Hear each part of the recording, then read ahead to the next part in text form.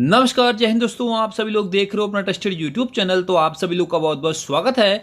तो दोस्तों, आप सभी लोगों के लिए एमपी पोस्ट ऑफिस भर्ती 2020 के संबंध में एक बहुत ही महत्वपूर्ण वीडियो का अपडेट लेकर आया हूं। इस वीडियो में हम आपको बताएंगे कि आप लोगों के लिए एमपी पोस्ट ऑफिस का फॉर्म भरते समय कंप्यूटर सर्टिफिकेट जरूरी होगा या नहीं। यदि आप लोग अप्लाई नहीं करते हैं, सर्टिफिकेट को नहीं डालते हो फॉर्म भरते में, तो आप लोगों का आगे क्या होगा, सिलेक्शन होगा या नहीं होगा। बात करेंगे आखिर कि आप लोगों को कंप्यूटर सर्टिफिकेट कब प्रोवाइड कराना होगा। और सबसे ज़्यादा पूछे जाने वाला सवाल, क्या आप लोगों को कंप्यूटर सर्टिफिकेट किस फॉर्मेट में चाहिए। क्या 12th क्लास की कंप्यूटर साइंस, ग्रेजुएशन में कंप्यूटर साइंस और इंजीनियरिंग में यदि कंप्यूटर साइंस ले रखा है, या फिर आपने कोई हायर डिग्री कर रखी है कंप्यूटर से रिलेटेड, तो क्या वो इस कंप्यूटर सर्टिफिकेट की जगह मान्य होगी या नहीं। बात करेंगे, यदि आप लोगों में से किसी एक ने कंप्यूटर सर्टिफिकेट लगाया और दूसरे ने नहीं लगाया, तो इन दोनों में से किसको पहले नौकरी पर रखा जाएगा। संपूर्ण बातों पर चर्चा करेंगे डिटेल में। तो आपसे गुजारिश होगा, वीडियो को अंत तक देखते रहें।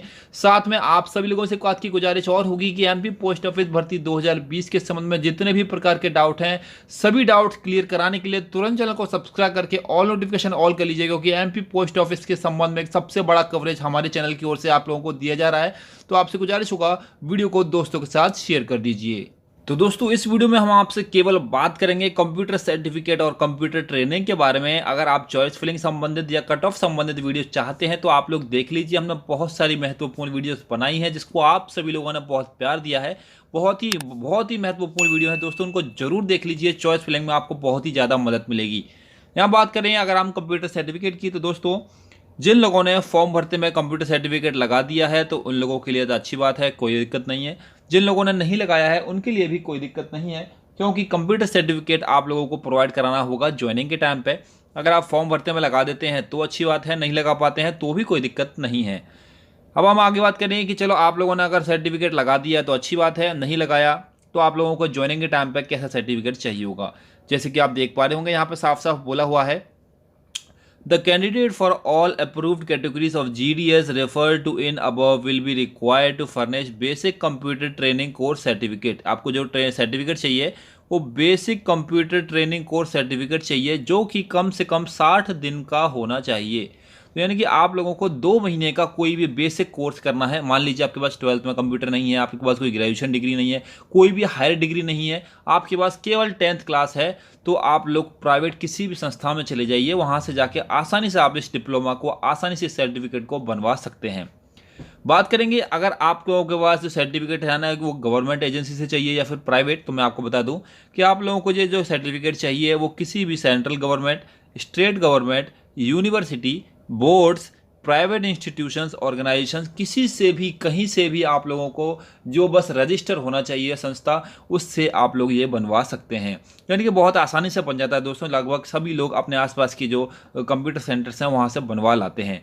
लेकिन मेन क्वेश्चन ये है कि the requirement of basic computer knowledge certificate shall be relaxable in classes where a candidate, यानी कि इस सर्टिफिकेट की छूट वहाँ पे दी जाएगी जहाँ पे आप लोगों के पास कंप्यूटर एक सब्जेक्ट के तौर पे होगा आपकी, या तो 10th क्लास में।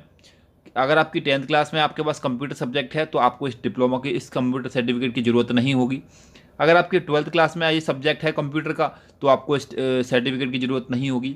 अगर आपके पास कोई हायर एजुकेशन आपके पास है, जैसे ग्रेजुएशन कंप्यूटर साइंस से की है या फिर आपने BCA की है, तो आपको इस सर्टिफिकेट की ज़रूरत नहीं होगी। या फिर इसके जैसे ही आपने कोई और बड़ी डिग्री कर रखी है, जैसे इंजीनियरिंग कंप्यूटर साइंस से की है, तो आप लोगों को इस सर्टिफिकेट की ज़रूरत नहीं पड़ेगी। इस सर्टिफिकेट की ज़रूरत आपको केवल तब पड़ेगी जब कोई उम्मीदवार 10th पास हो और वो 11th में पढ़ रहा हो, या फिर मतलब आपके पास टोटल मिलाकर कि 10th में कंप्यूटर नहीं होगा, 12th में कंप्यूटर नहीं होगा, या फिर आपके पास और कोई अलग से DCA PGD से कोई भी डिग्री नहीं है, तभी आपको ये वाला सर्टिफिकेट करना है। अगर आपके पास 12th में कंप्यूटर है या फिर ग्रेजुएशन में कंप्यूटर है या फिर कोई डिप्लोमा कर रखा है, तो आप लोगों को ये वाला सर्टिफिकेट करने की ज़रूरत नहीं है। तो दोस्तों, उम्मीद करता हूँ कंप्यूटर सर्टिफिकेट से रिलेटेड आपके डाउट्स क्लियर हो गए होंगे। अब हम बात करेंगे कंप्यूटर सर्टिफिकेट कब प्रोवाइड कराना है। पहली बात तो ये बता दूं कि आप लोगों को जो कॉलम दिया है फॉर्म भरते में, वो आखिर क्यों दिया है। अगर कंपलसरी नहीं था तो वहाँ कॉलम नहीं देना चाहिए था, ज़्यादातर लोग मुझसे पूछ रहे हैं। तो मैं आपको बता दूं दोस्तों, वहाँ पे ऑप्शनल तो आप सब समझते ही होंगे। ऑप्शनल का मतलब होता है आप चाहें तो लगा सकते हैं और नहीं चाहें तो नहीं लगा सकते। कोई बाउंडेशन आपको वहाँ नहीं दी है। मतलब जिन लोगों के पास है वो तो लगा सकते हैं, जिनके पास नहीं है वो नहीं लगाना चाहते, तो कोई दिक्कत नहीं है। आपको सर्टिफिकेट मेरिट में जब आप लोगों का एग्जाम आ जाएगा, आप लोग मेरिट में पास हो जाएंगे, तब आप लोगों को एक लेटर मिलेगा डॉक्यूमेंट वेरिफिकेशन का, बाई पोस्ट आपके घर आता है।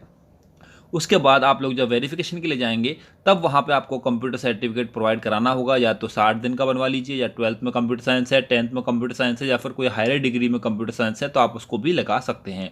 ये है आप लोगों का बेसिक कंप्यूटर ट्रेनिंग जो डिप्लोमा है, उसकी पूरी सच्चाई आखिर क्या है। हालांकि अपलोड करने ना करने से कोई फ़र्क आपके रिजल्ट पर नहीं पड़ेगा, आपका रिजल्ट आपकी सिर्फ 10th के परसेंटेज के आधार पर आएगा और किसी चीज़ से कोई फ़र्क नहीं पड़ेगा। दोस्तों उम्मीद करता हूँ आपका डाउट क्लियर हो गया। यदि फिर भी आपको कंप्यूटर सर्टिफिकेट से रिलेटेड कोई डाउट हो तो हमें कमेंट कीजिए, और आपसे गुजारिश होगा इसके बाद हम अगली वीडियो आप लोगों के लिए लेकर आ रहे हैं जिसमें हम आपको सिखाएंगे कि किस प्रकार से आप लोग एक ही पोस्ट से 20 पोस्टों के लिए अप्लाई कर पाओगे।